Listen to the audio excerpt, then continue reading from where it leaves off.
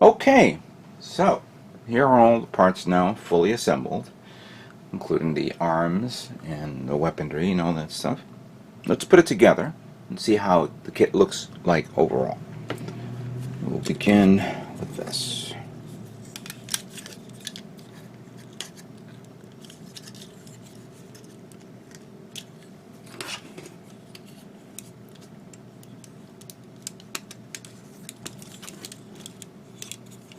Let's just move these arms to the side so it's easier for me to work with. And we take this part here. This one connects to that. That's good. This one goes here. This one goes here as well.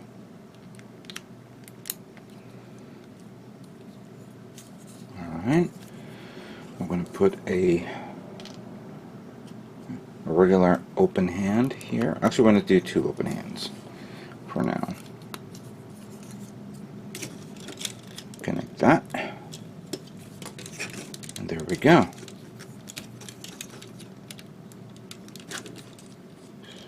Hold on. There we go.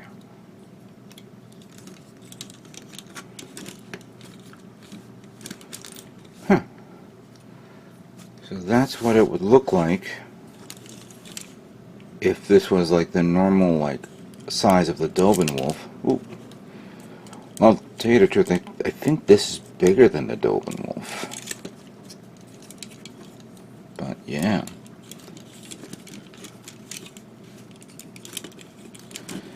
A little gangly, you could say. Not off center, but it was pretty nice. Now I did put this part on in the back, which represents the assembly where it picks up the arms. Then we have the backpack here that goes like that. And there we go. Now let's put these arms here. Actually, I gotta see that last instruction, how to do this. Oh, okay. So the connections of the arms has to be like this, through in this way, I believe. But hold on. I just realized something. Okay, yeah. So it has to have the white parts facing this way. So put that there, put that there. And put this here.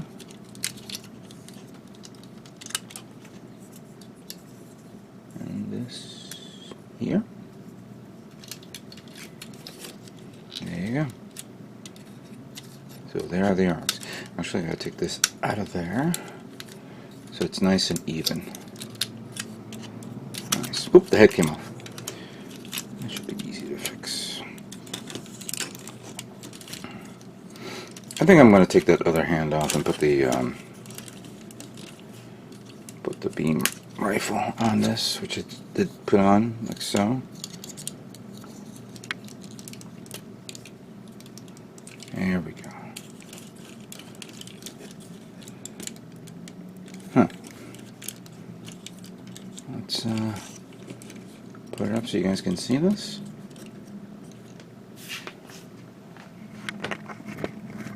There we go.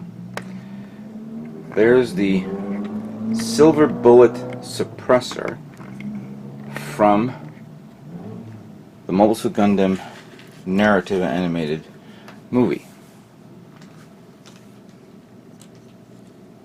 It's pretty big.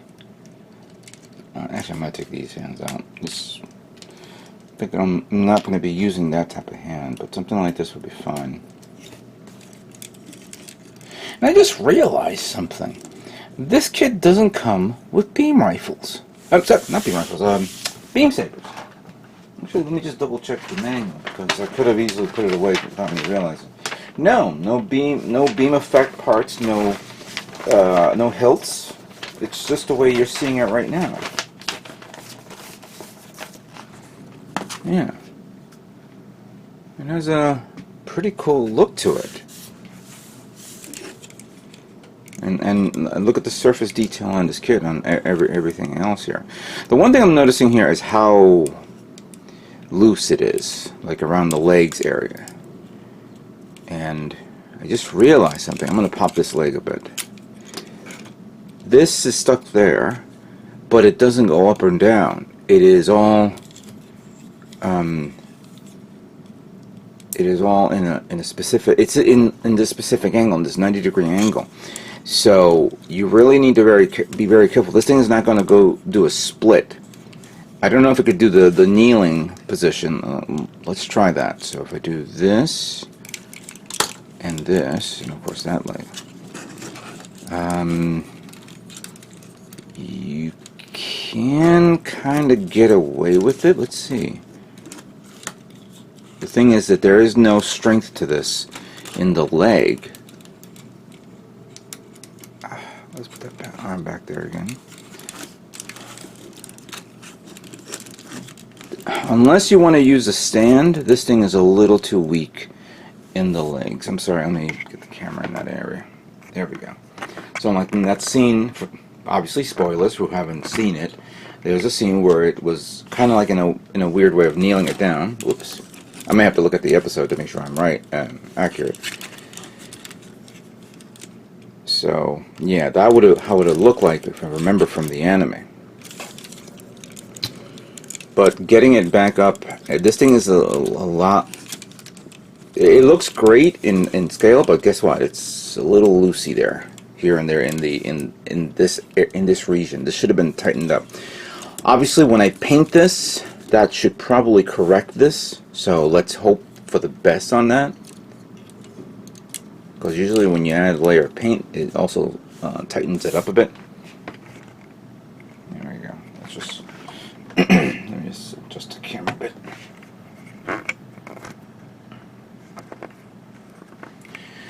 And then for the back, some great detail there. This one keeps moving back and forth, so you just got to remember that this is going to be also something that's going to be moving around. Painting it will definitely tighten it up. And I don't foresee myself using this, gimmick to simulate it popping out in and out the arms. It's a great gimmick, it's nice, but I'll just leave it as is and how it looks. You do have, of course, 2 open hands, which in reality I'm not going to be using on this kit, but I'm not even going to paint this as well. This can be used for other kits that may require hands around that size. So I'll save those for later. Same holds true for this one, in case I need to do something. Maybe later on I'll find another weapon. The other hand I do have a lot of beam saber pelts, so maybe I could use that for this kit. No, you know what I thought of? Oh yeah. Considering that this is Char month, and I took the axe from the R6.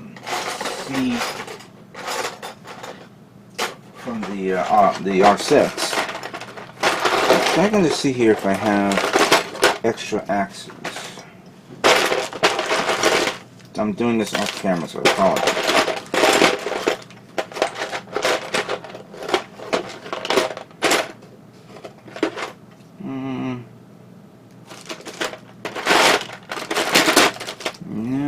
Oh, here it is. Found it. Yeah, I don't think the other. Yeah, alright, this. Haha, there we go. So, let me flip them around a bit.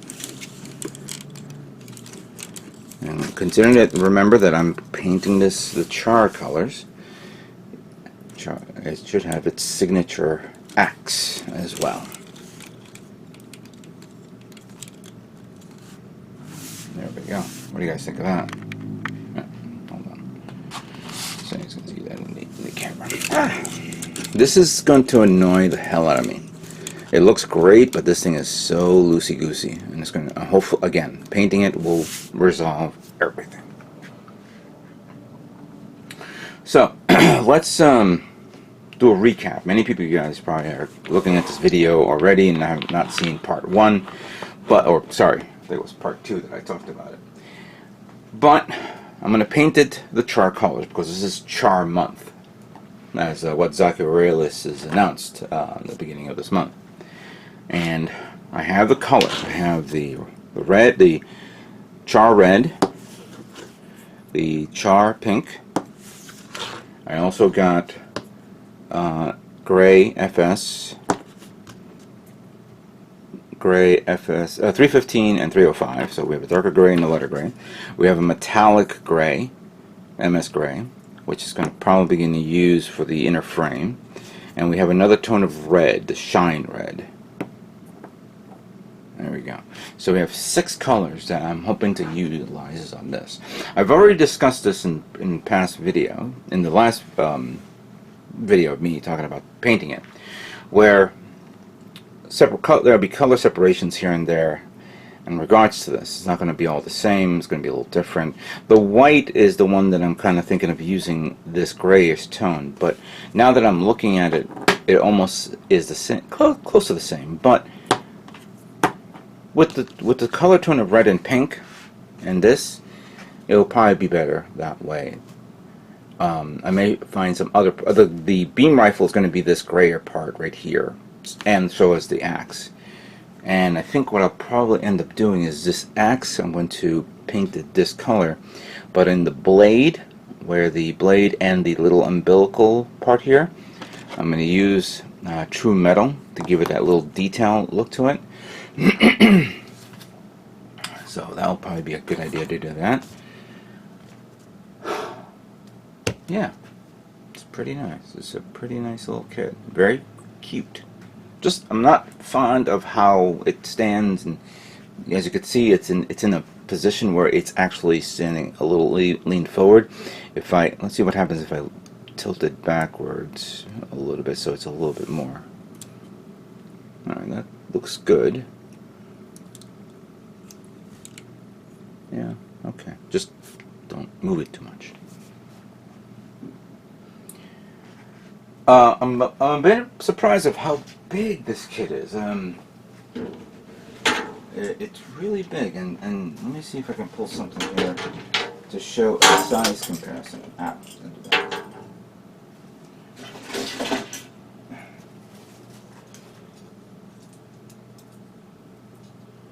Here's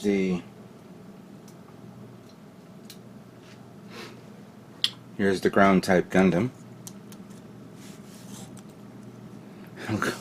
Look how huge this boy is. Hold on a second, I gotta put this back here. There we go. This thing is massive. Ridiculously massively big. Look at that.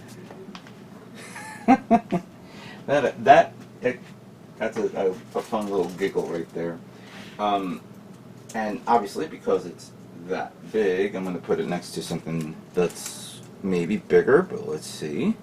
Here is my master grade Dynames, and because of how high the backpack is, you can see its overall size and shape. And I commented this before, and I'll do it again. If Bandai, right now we see this, and we already know about the Silver Bullet, the Dolben, originated from the Dolben Wolf, and now we have the suppressor. Imagine if Bandai decided to make that frame as an RE100. I don't think a master grade would be something that people would want to see, even though that would be nice. But I think they can get away with an RE100, because an RE100 of this, and just to give you a size comparison of what would it look like if it was an RE100. Here's my 144 scale Dynames right here. Actually, let me just pull him to the side. Don't you tip. Don't you tip. Thank you. Here is Dynames 144 scale. And here is this guy. So maybe me saying it as an RE100 is a little too much. A little too much. Regardless of the case, that's something that we'll probably never see, but one could hope. You know, there's so many mobile suit models, mobile suits out there from the Gundam series, and we're not going to get to all of them, but we'll get to some of them soon enough. In the meantime, let's clear the table. Let me begin, cleaning it up, because there's other parts there that needs to be sanded down. There's seam lines there's certain seam lines, like in the arms, I had to sand down, in the edges, and once I get those cleaned up, I'm going to put them on. I'm going to separate them, do a little, convey, kind of like a little assembly line of how I'm going to paint this, and then once I get everything cleaned up, we will begin the priming. Alright? This is going to be a cool build.